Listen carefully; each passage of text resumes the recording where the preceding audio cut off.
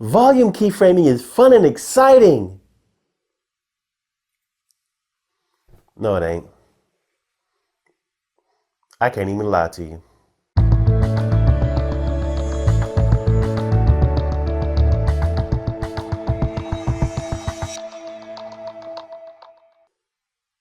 Hey Pinnacle Studio peeps, how y'all doing out there? My name is Maliek, and I'm back on your screen with more Pinnacle Studio love for PinnacleStudioPro.com. Today I'm going to show you how to get your audio volume keyframing right in Pinnacle Studio. Now I'm going to show you using Pinnacle Studio 20 Ultimate. So let's jump off into the software and make it happen. Here we are in Pinnacle Studio 20 Ultimate. Now, a caveat before we get started.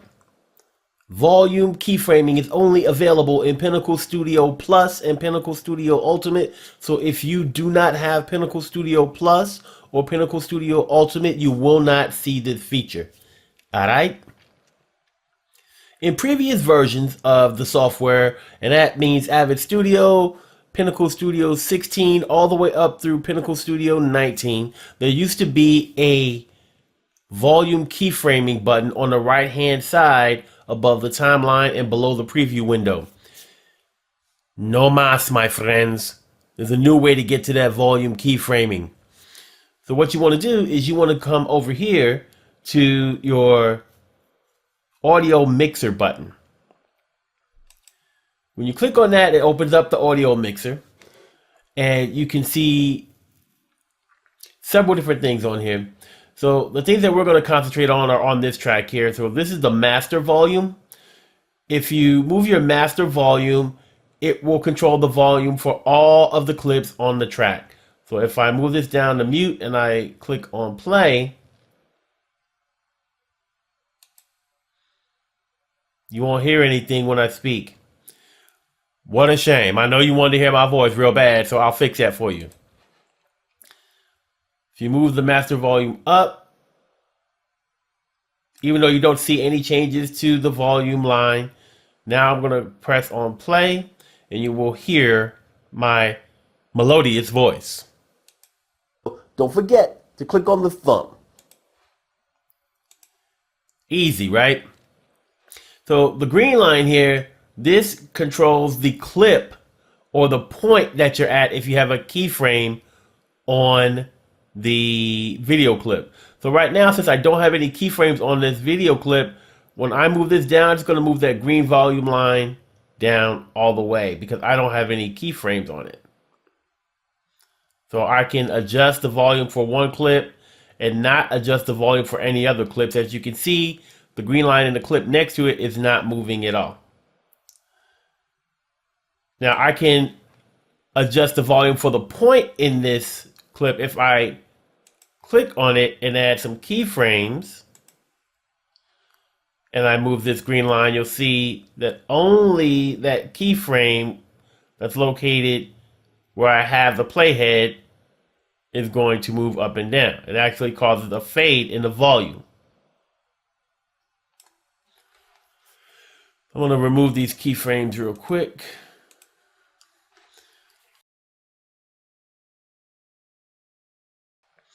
Now to the right of that, we have a keyframe button. So if we click on turn on keyframing, it's going to overlay an actual decibel chart for your volume over all the clips. So this is only for the clips on this track because this is a track that I've activated the keyframe button on. So now if I add a keyframe here, let's say I do two in the middle, I can actually adjust each and every one of these keyframes and use the decibel chart over here to tell me how many dBs I'm at. So I can, let's say, move these down. Let's say I wanted to have a fade down to set minus 17, then I can do that. It'll fade down to minus 17 and come back up.